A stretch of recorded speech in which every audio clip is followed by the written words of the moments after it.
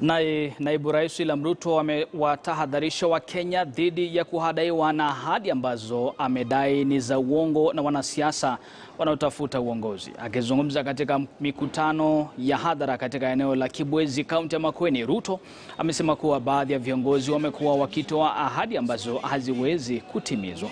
Mnataka tungojee ile inatoka juu, atujui itafika lini, ama tuanze na bottom up hapa chini, tuanze kupandisha kila mtu kwa hii ngazi ya uchumi? Mnataka tufanye gani? Hii ya bottom up? Wangapi wanakubaliana mimi bottom up, bottom up, bottom up? Mimi nimekosana na hawa watu wa rege kwa sababu niliwaambia hamuwezi kusumbua nchi kila wakati na mambo ya viongozi peke yao. Ni lini tutaongea mambo ya wananchi?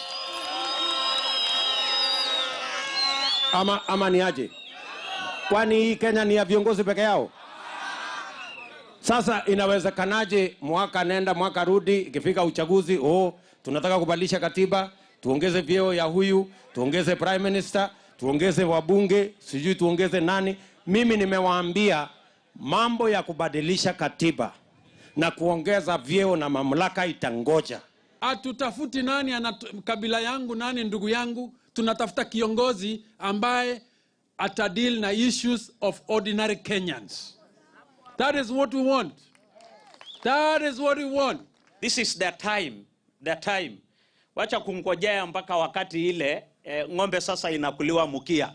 Kuja wakati huu, wakati inapangwa.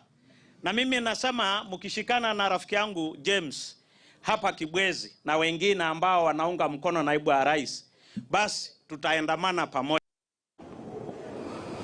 Na kwenye matayarisho ya uchaguzi mkuu ni kuwa waziri wa usalama wa ndani Daktari Fred Matiang'i